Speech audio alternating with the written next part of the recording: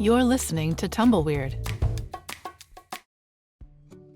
In celebration of the holidays, the Tumbleweird Narrators would like to introduce you to some of their favorite dessert recipes and the stories behind them. My name is James Cheatham, and I want to share with you one of my favorite recipes that I enjoy baking for the holiday season. Let me tell you about buttermilk pie. You know how some desserts feel like a hug from the inside out? That's buttermilk pie. It's not flashy. It doesn't need layers of ganache or a dramatic drizzle. It's simple, golden, and quietly spectacular. Like the kind of southern comfort that sneaks up on you and suddenly becomes tradition. I bake it every holiday season, and I swear it's the one thing that makes the kitchen smell like home. The crust crisps just enough to cradle the custard, which bakes into this silky, tangy sweet filling that's somewhere between creme brulee and a lemon bar, but with none of the fuss.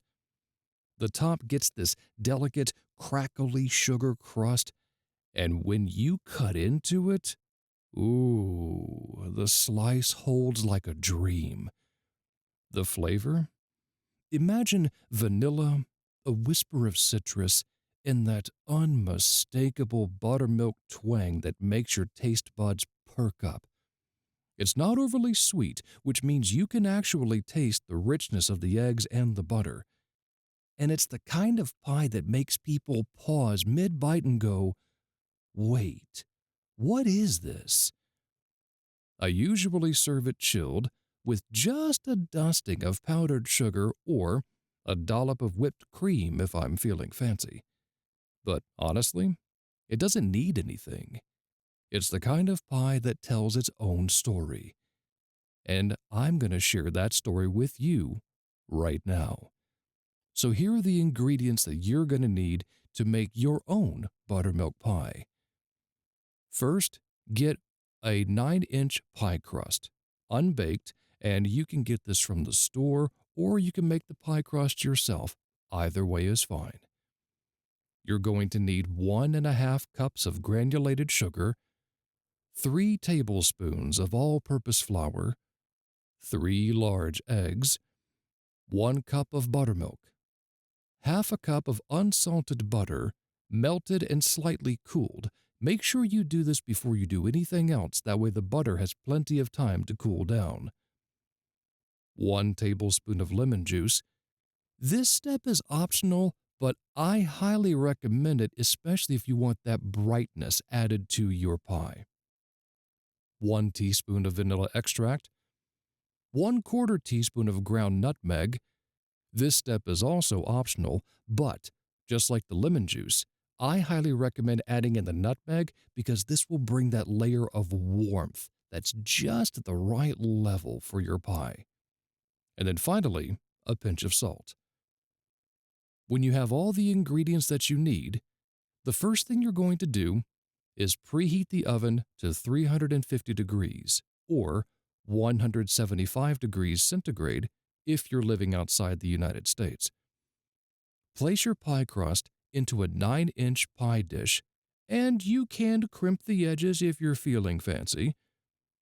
Then in a large bowl, whisk together the sugar and the flour until combined. Then you're going to add in the eggs and whisk until very smooth. After it's smooth, you're going to stir in the buttermilk, the melted butter, the lemon juice, the vanilla, the nutmeg, and then the salt. Mix all of these until they are fully incorporated. Then pour the filling into the unbaked pie crust. Once it's in the oven, you're going to bake this for 45 to 55 minutes, or until the center is set and the top is lightly golden. It should jiggle slightly, but not slosh. I say 45 to 55 minutes because, as we all know, everybody's oven is different. When the timer goes off, let the pie cool completely before serving. You can chill it in the fridge for a firmer texture, or you can serve it at room temperature for a softer custard. So, yeah, buttermilk pie. It's not just dessert. It's a quiet ritual, a little southern magic tucked into a flaky crust. Every time I bake it, I'm reminded that comfort doesn't have to be complicated. It just has to be honest. If you've never tried it, consider this your invitation. Pull up a chair, grab a fork, and let this humble pie surprise you. Because sometimes, the most unforgettable flavors come from the recipes that whisper, not shout. And if you do make it, don't just taste it, share it. That's how traditions start. Nankhatai by Lushika Preethrajh. Sharing a story about a recipe or a dish is very difficult and personal for me, as I haven't had the best relationship with food. Somehow, I have successfully avoided cooking for much of my adult years. This could be considered as quite a feat in my culture. However, there is one recipe in my repertoire. I make it every year to celebrate Diwali, which fell on the 20th of October this year. The festival is one of light and is celebrated by millions of Hindus, Sikhs, Jains, and Buddhists all around the world. I live a continent away from my family in a country that speaks a language that isn't my own. I grew up in a country where I learned to speak a language not of my ancestors but their colonizers. Distance has a way of giving us perspective, but we try to hold on to heritage on one hand and do our best to forge new traditions on the other. Whenever Diwali comes around, I remember the many Diwalis of my youth spent with my cousins, lighting fireworks, comforting scared dogs, and munching on Nankhatai and jalebi until our stomachs ached. I look back on memories of laughing as we played with sparklers and running to keep the oil lamps lit even when it drizzled. My heart pounding as a badly aimed Indian king was thrown far too close to me, and the shockwave of its explosion rippling through my body. And the rogue pinwheel firework that spiraled on the ground, shooting sparks at the hem of my new Punjabi. The ladies in their bright outfits and the smell of incense and prayers in the house. Most of all, I remember my grandmother's joy at seeing her children and their respective families together. It is important to remember that Diwali is not only the celebration of light, but also community, epitomized by the endless stream of neighbors and visitors popping in and out throughout the day, bearing carefully prepared food parcels and, in turn, leaving with different ones. I see Diwali as an heirloom, inherited and held onto even as my ancestors were placed in boats and shipped half a world away from their family in India, only to arrive and live in indentured servitude on the shores of a foreign country over 160 years ago. Between 1860 and 1911, they lost their freedom, their family names, and their language. The flame of Diwali has been passed from my reluctant and involuntary immigrant forefathers and mothers to their descendants, who navigated their way through the dark years of apartheid, and now, with me, a voluntary immigrant in this turbulent time peppered by anti-immigrant sentiment. When I make Nankhatai, I need hope, bake joy, and taste tradition. It helps me remember that in our darkest moments, there is light. I'm Rae Witte, and today I'm going to tell you about cheesecake. So 2 things about me to start with.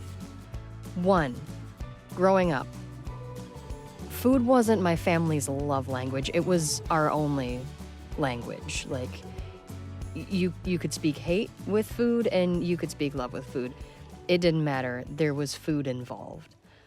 So it's really important to me when interacting with other people and feeding other people that I make them something that I know they're going to enjoy. Second thing about me, I like to complicate every single thing that I do to the greatest extent of my ability. So, cheesecake scratches both of those itches, I guess, because it can be a fairly finicky dessert to make, you know. It's baked, this one is, not the refrigerated kind, nothing like that. So that, you know, that takes some getting used to. You have to know your oven, you have to pay attention to it, you need to temp it. Yeah, I love it. And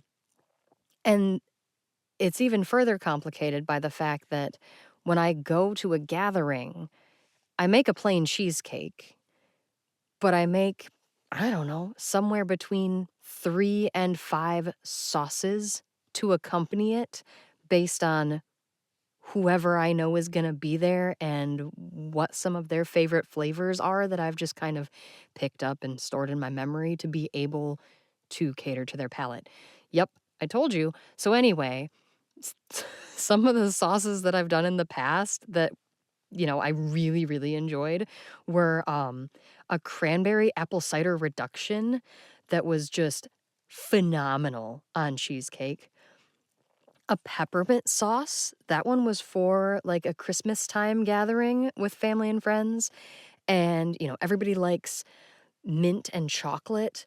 I don't like mint and chocolate. I do like mint. So I made a chocolate sauce and a mint sauce, and people could have them together. And I heard that that was really great, or they could have them separately. And I thought that was better. Everybody was happy. Berries. Those 3 berry blends that you can get for smoothies that have like blueberries and strawberries and I don't know, raspberries or whatever other berry they want to put in.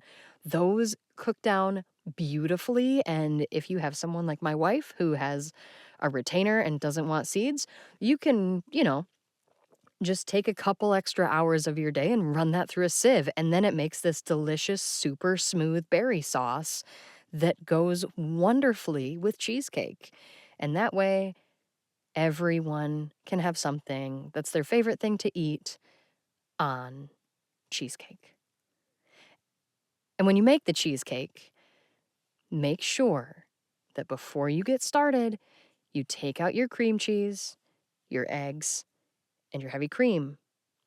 Get them out of the fridge, put them on the countertop, let them come to room temp, because everything mixes together better when it's the same temperature.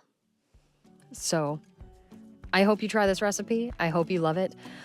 I didn't give any recipes for the sauces because they don't exist. I just put whatever I'm inspired to put in a pan that I think someone will like and cook it. Or I look up things that are similar and flavor them differently. So use your imagination and have fun. Happy holidays. These delicious recipes can be found at tumbleweird.org. Find audio-accompanied stories by searching Narrated to hear more from our entire narration team.